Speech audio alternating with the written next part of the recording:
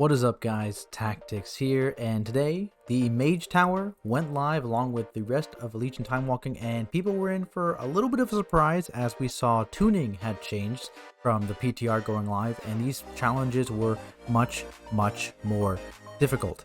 Now I'm going to go over a revised guide here. It's going to be fairly brief, just going over the main changes for this fight, which was basically a lot of HP buffs, and some damage buffs as well, and then also the annihilates in phase 3, or phase 2 rather, persisting through death, no longer allowing that Fate Scribe trinket cheese.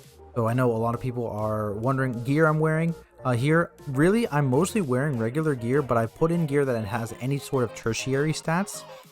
So I do have I had a speed set in my bank. I put on a bunch of speed gear. That's all my lower eye level gear here is just speed gear. Give myself some speed. I have some speed gems in as well. And then aside from that, I just have some extra avoidance, some extra leech. Speed, really nice though for this challenge to avoid those infernals.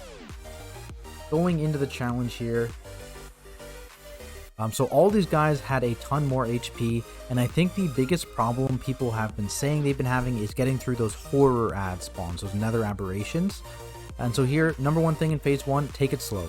Honestly, take it super slow. Don't get your stacks too high. Always focus on anything but Varus when they're up. Make sure you're kicking Varus's heal all the time, of course. And see, there's that orb. I'm going to raid marker that orb to know when it spawned, and that's important for these horrors. So I'm holding Berserk for these first set of horrors, and I'm going to Berserk them to kill them ASAP. And important here, use your in-cap roar or any form of AoE CC that you have right at the end of the cast. We in-cap roar. We got knocked by the eye, but that's okay. Keep on top of your interrupt on the boss, and then just come back now and just focus on dealing with the eye and dealing with the infernal. Still kiting. Note that that orb is still there. It will stay there for a couple of minutes, so you're fine. Second orb does spawn now, though, so I mark it. Now I know both of the orbs. They're both marked. I know exactly which one is which, and I know that the green one is going to expire first. Next set of ads, I'm again not going to use an orb. Instead, I'm going to commit my shard trinket, or my scale trinket rather. I'm using the scale here from Hakar. And using that to finish off those ads, again, in-cap roaring to interrupt, and that should kill them before the second cast. Now I've got 2 extra orbs to play with. You're going to see a third orb spawning soon. I'm just catching up on the eye kills here, getting them down. Just as I can, killing Varus. See here, just kind of spamming Moonfire, not letting my max health reduction stacks get too high. Now we have 3 orbs. So one of the orbs here is going to disappear, and that's going to be Triangle, I know, because I marked it first.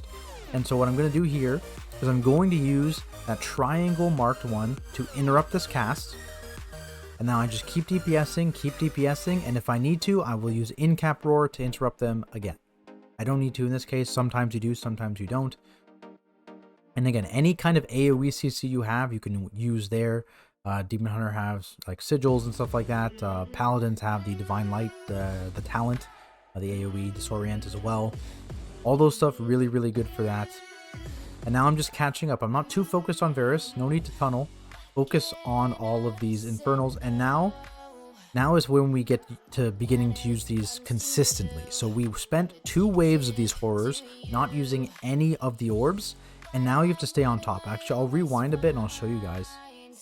Just right after I used the previous one. So here. So here I'm using this and I'm marking the next one. So I know that one is the next one that's going to expire after orange. So it's now orange is the next, then it's green. I'm keeping track of them that way. And every time now that the horrors spawn through the entire rest of the fight, I'm going to move towards the next circle that's going to expire, which is the one that I'm keeping track of here. So you see next here is going to be orange expiring. And so I'm going to bring all these ads over, use orange to interrupt. Orange interrupt, there we go.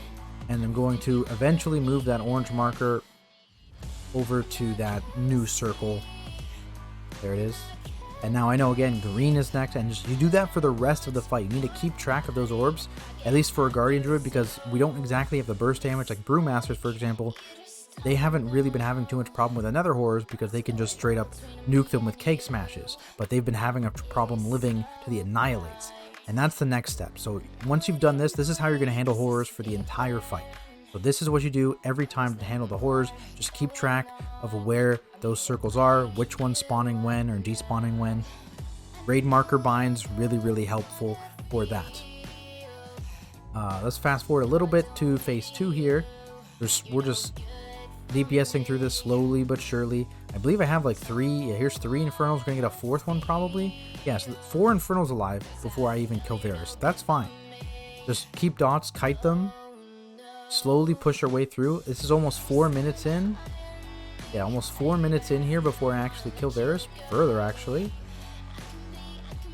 So don't worry at all about Varus. Like, it's going to take a few minutes. You just got to stay on top of the orbs. Because the goal of delaying those first use of the orbs by 2 waves is to have 2 extra orbs going into this final phase. And that's going to be very helpful to help you delay Annihilate casts and full heal after damages. A little bit more. So yeah, 4.5 minutes. It took 4.5 minutes for me to finish this guy off. And that's fine. I have 3 orbs now going into this phase, as you can see. So here, I'm committing... I'm going to commit my Heart. I did end up switching Heart for more damage as a Guardian Druid for this phase. Boomkin Affinity and Heart. I'm going to commit that, and I'm also going to commit my Agipot and my Bloodlust here, just waiting for that first Annihilate. And then we're going to talk about defensive. So, as a Guardian Druid, without the Cheat Death Trinket, which I am wearing, the Alar Cheat Death Trinket from Castle Nathria. Really nice trinket to use for this fight. Now, especially now that the Fate Scribe Trinket doesn't work because you will maintain your stacks after death. But basically here, without that trinket, I can survive 5 hits. 5 of the Annihilate casts. So the first one, no CDs. The second one also doesn't need CDs, just Iron Furs. The third one, I will use my Scale again. So Scale, very valuable trinket in this instance for me. Help me get rid of that first, or that second wave of Nether Horrors without committing an orb, and also help me get through an Annihilate cast. So Scale here for this third one coming up. And you see I'm still using those orbs exactly how I was telling you earlier in phase 1. You're still using the exact same way in phase 2. And just you have an extra 1 or 2 if you need to at any point, which you'll see me use very late in the fight. Always kicking that Twisted Reflection, of course, that hasn't changed. I'm just kiting those Infernals. This fourth one is just going to be Survival Instincts. And as you saw, I committed a Bark Skin between there just to kind of smooth out the damage. Getting very low, so just pop that for healing as well. Also hitting the Horrors. This one here is just Survival Instincts and Iron Bark, or Iron Fur rather. And I'm pretty low here. I think I'm relatively safe though because all the ads are dead, so I don't really commit an orb yet. I should be committing it soon though. And then this last Annihilate is just Bark Skin plus Survival Instincts. And I'm with those sets of CDs, I am able to live 5 full Annihilates. And I believe those 2 orbs are right on top of each other. A little unfortunate. I think I accidentally pressed both there. Yeah. Oh no, I don't. There we go. Yeah, so this is Survival Instincts plus Bark. I actually think I lose. Yeah, I actually lost my Survival Instincts there. Because I used the Survival Instincts before I had pressed the Disorient, and it ran out by the time the boss hit. So very good. I was wearing that Cheat Death there. Cheat Death does proc, but the Cheat Death is actually for the 6th hit. So if I hadn't have messed that up and gotten the uptime wrong, I would have had that Cheat Death for the 6th hit there. And you would have been able to get through 6 hits with Cheat Death, but 5 hits without it, and he died before the 6th hit. So there we have it. It is a little bit different. Obviously, health is a little bit more. It's much harder. I wouldn't be surprised if this saw a small nerf, but overall, it's still totally doable. Difficult, but totally doable, and hopefully this helped you guys out. If it did, make sure to leave a like, subscribe to the channel, check me out on my Twitch @Tactics, and I'll see you guys in the next video. Thanks for watching.